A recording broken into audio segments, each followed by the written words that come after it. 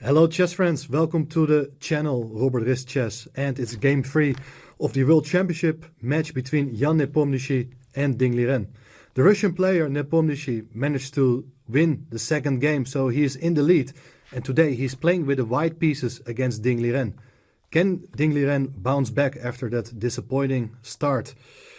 He's playing with the black pieces, and it starts with the move 1d4. Jan Nepomniachtchi surprises his opponent by deviating from the first game in which he opened with 1e4. And it's a kind of strategy we have often seen in World Championship matches, that you start with one particular opening to surprise your opponent before revealing your main repertoire for later in the match. It's a strategy which was also used by Magnus Carlsen in previous matches. Let's see what's going to happen in the game. Because knight f6, c4, e6. And Ding Liren played here himself in game 2. The move knight f3, and after d5 he had this bizarre idea of playing this kind of weird move h3. Nepomniachtchi is playing more solidly. With the move knight c3, he's ready to face, for instance, the Nimzo Indian defense. But Ding Liren plays the move d5. So we have a queen's gambit declined on the board. And after c takes d5, e takes d5, we have the well-known Carlsbad pawn structure. White has an extra pawn in the center, whereas black has an extra c pawn. So the next couple of moves are pretty standard. Bishop g5, black goes c6, white goes e3. And here the move h6 has been played. It's an interesting move, trying to force the bishop to go to a slightly inferior square. Bishop h4. And now bishop e7. And there are some serious advantages having the pawn on h6 rather than on h7. And I will show you when that exactly is going to happen. So we have bishop to d3, castle kingside, queen c2, and rook e8. So of course this move rook e8 is possible. Had the pawn been on h7, then white could now have taken on f6 followed by bishop takes h7. That's one idea. So white is for a choice, and the big question is, what is he going to do with its king's knight? In the past, a lot of people played here the move knight f3. But that move is no longer often seen here because of the move knight e4, which is aiming for simplifications. And well, if you do take on e7, you're able to take back with the queen, and you have a nice control over the e4 square. And if white would take with the bishop on e4, with the point that after d takes e4, now there is queen takes e4, and the queen protects the bishop on h4. That would win a pawn. But instead, after bishop takes e4, black would go for bishop takes h4. And now we see another point of having the pawn on h6, that there is no bishop takes h7 with check. Anyway, we see that knight f3 is not critical. Knight g e2 is the most common move. And now the ideas with knight e4, they are less powerful. For instance, now bishop takes e7, queen takes e7, bishop takes e4, d takes e4. And now we can start targeting the pawn with our knight. So we are attacking the pawn 3 times. Black can only defend it with f5, but after castling kingside followed by f3, there will be some serious pressure on black's central pawns, while white is up in development, and the other pieces on the queen side, well, they are still about to join play. So that's why this time knight e4 is not that great, but knight bd7, as played in the game, is perfectly fine. White castles. And here, interesting idea, as white is usually planning to go ahead here with ideas like f3 and e4. It's actually an idea I've covered on my Queen's Gambit DVD I recorded for ChessBase about 9 years ago. It's a typical plan which was introduced back in the days by Botvinnik, and later also Garry Kasparov was one of the main exponents of this setup. But black is also looking for counterplay. a5 is an interesting move, which also prevents white from expanding on the queen side anytime with a3 and b4. And in certain cases, there are plans also to push the b pawn, try to grab space with b5, and maybe later attack the knight on c3. So that's one way of playing. White could play here the move f3, but I believe that b5 would now be a great move, looking for counterplay. And white is not ready to break in the center because of the move b4. And now after knight a4, d takes e4, f takes e4. It looks like this is a nice center with an open file, but black has definite counterplay here with the move c5. One of the ideas is that after d takes c5, you can put your knight on g4. Once again, aiming for simplifications. We are ready for knight e3 ideas as well. Black is in good shape there. So white plays it in a more calm manner with the move a3. And basically there's a huge choice for black. He could go ahead with that modern plan of b5, as I've mentioned already. The traditional plan is to aim for the exchange of dark squared bishops. So knight h5 is a very common move. The knight is temporarily not doing that well at the side of the board.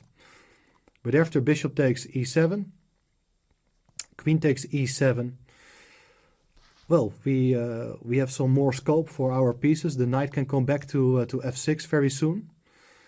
So white has to act fast here in order to prove something. But things are far from simple. In the game, rook ae1 was played to keep the rook on f1. The rooks are nicely placed next to each other. And at some point, white would like to get in f3 and e4. But at the moment, that's not that simple. Black goes knight f8. And if you play f3, the problem is that the pawn on e3 is hanging. And that's why white should probably do something first about that knight on e2. Knight c1 was the move played in the game. But also knight g3 is worth considering. But black would be very happy to trade off that knight. Knight takes g3, h takes g3, and then there's bishop e6. The bishop is nicely placed in the center. Rooks are connected. Black is very solid. And still the plan based on f3 and get in this move e4. It's not simple to execute it because of queen f6, and the queen keeps an eye on that pawn on d4. For that reason, knight c1 was played. The knight looks a bit strange, but okay, you have some flexibility. The queen can shift from one side to another. The rook is ready to strike in the center at the right moment with a move like e4. But first the knight comes back to f6 to control the e4 square. White prepares the pawn break e4 with f3. And now another great move by Liren, knight e6. Once again preventing white from breaking in the center with e4, because that will drop the pawn on d4 and the queen is also under threat. And interestingly, both players had been spending already quite a bit of time. And that's quite remarkable, especially given the fact that Liren had this exact same position last year in a game against Anish Giri. In that game, Giri played here the move queen f2. So the queen sort of overprotects the pawn on d4, getting ready to play the move e4 very soon. But black decided to play the move c5, and well, that's an interesting idea. Although there's also something to say for the more active approach based on the move b5. With the idea to go b4, attacking the knight, later on try to trade off the bad bishop. This bishop on c8 is boxed in because of the pawns being placed on light squares. If you can trade that piece off versus the bishop on d3, black has absolutely no problems whatsoever. And probably this would have been a more precise way of treating the position as black. But Nepomniachtchi decided to keep the queen on c2 and instead bring the knight back to e2. That's remarkable because the knight just went from e2 to c1. Now it's back in the center. But okay, white is ready to go e4 very soon. And still, plans based on b5, they are quite interesting. But with the queen on c2, there's potentially a bit more pressure against the pawn on c6 once you move the b-pawn. So Liren sticks to the strategy he applied against Anish Giri. He plays the move c5. And that's in fact a very thematical response in these structures. When white is about to play f3 and e4, you're trying to fight back with the move c5 with the intention of exerting pressure against the pawn on e3. And that's what we get to see in the game as well. White played bishop b5, and that's a little tricky move, with the idea that now if black would go for the exchange of bishops, there's bishop takes d7. Black is forced to recapture with the queen. He cannot take with the knight because that would drop the pawn on d5. The knight needs to stay there. But if you take with the queen, then knight a4 is a very unpleasant move to face, with the idea to give a fork on a8, on b6, with the idea of attacking the rook on a8 and the queen on d7.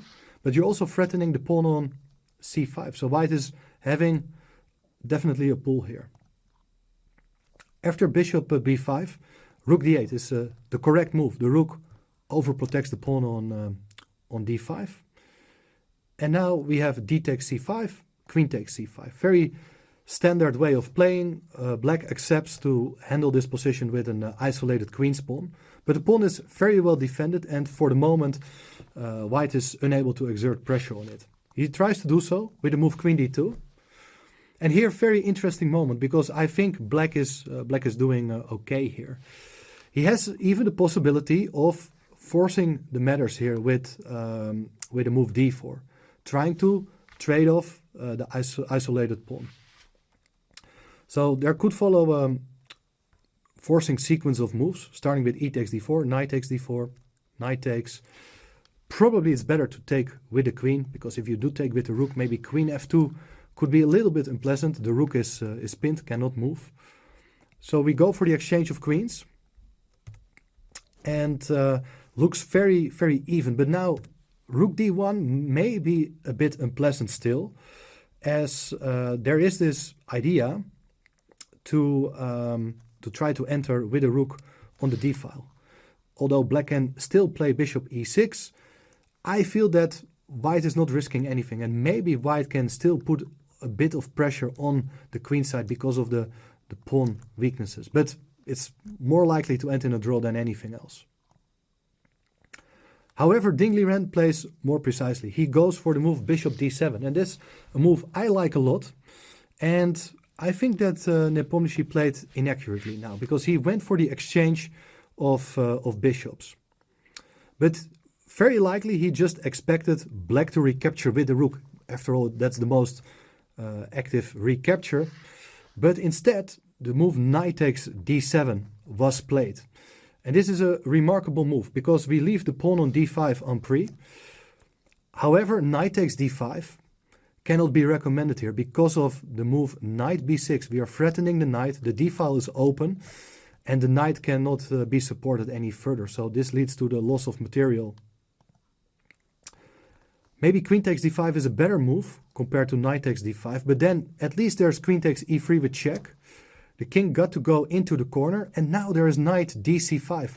Black's pieces are coming alive with the rook threatening the queen. If the queen goes away, then the knight can even jump into d3, hitting the rook on e1. If the rook goes away, we have this nice idea of giving a check on f2 with a knight, and things go from bad to worse for white. So white has to anticipate that threat as well. He can still try to hold on to the position with a move like knight g3. But after queen f4, the queen is still under threat. After the queen moves, we are about to enter with the rook, and it's definitely black who has the initiative. That means white cannot really take the pawn on d5.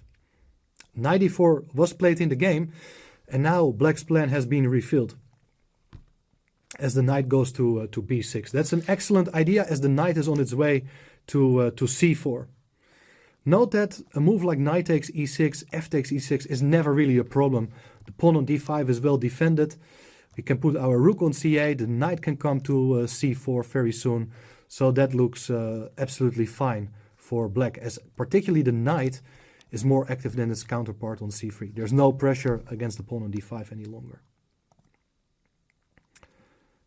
So instead of capturing on e6, white played here the move rook d1, but the knight comes to c4, attacking the queen, exerting pressure against the pawn on b2, as well as the pawn on e3. So queen f2 is practically the only move to solve all these three problems at the same time.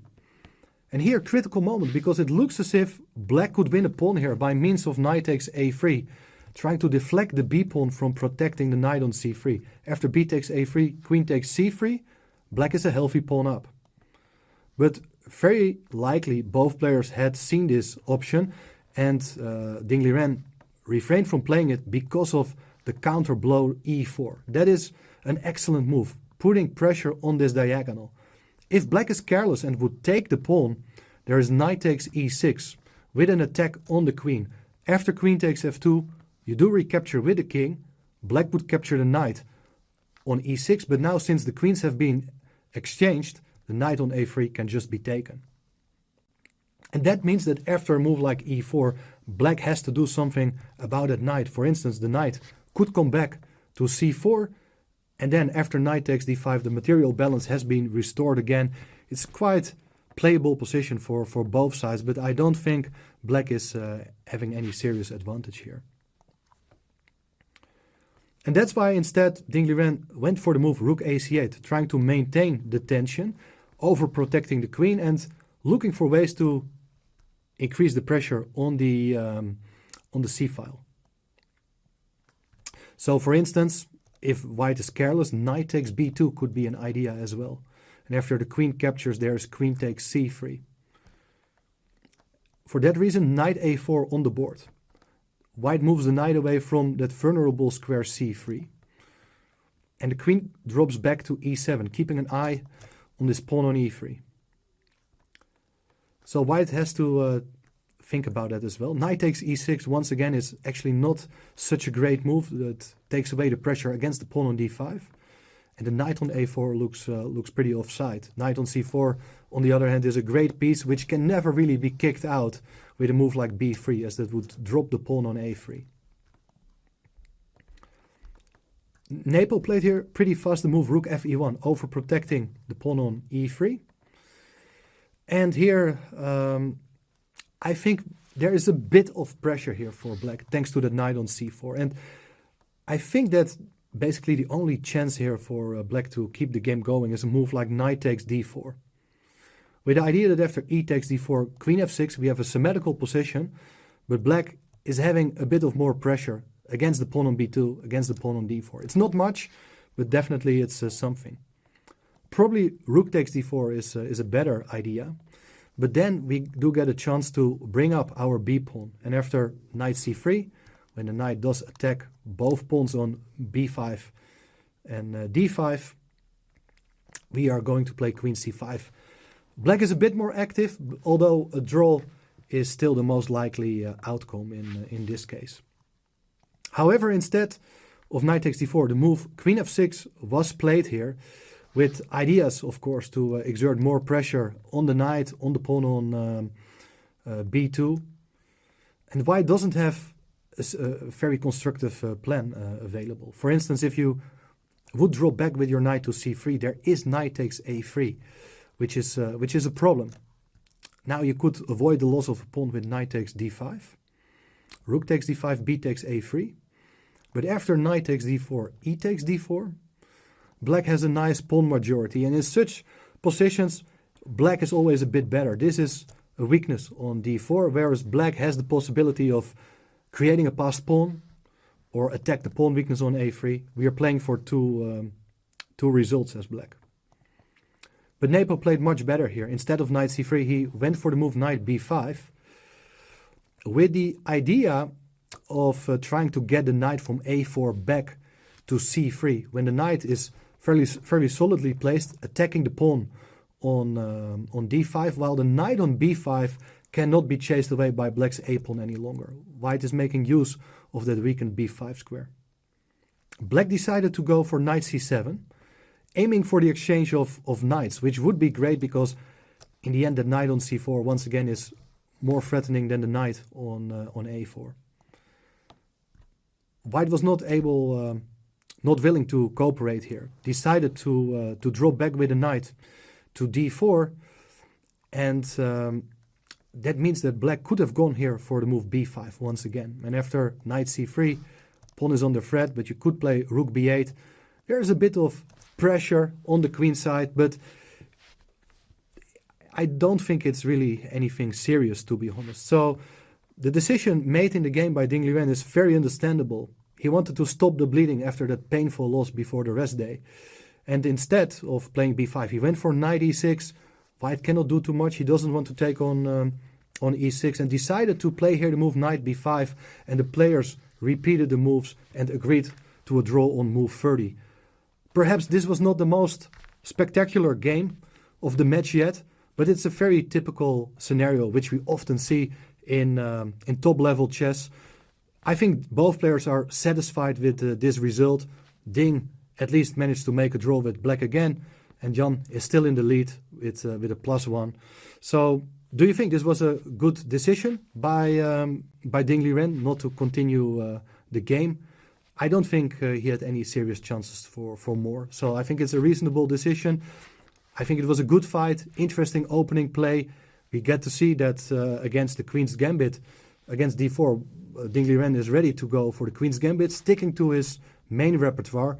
And I'm curious to see what's going to happen in the remaining games, of course, with tomorrow having Ding Liren the white pieces again. Let's see what's going to happen then. See you then. Bye-bye.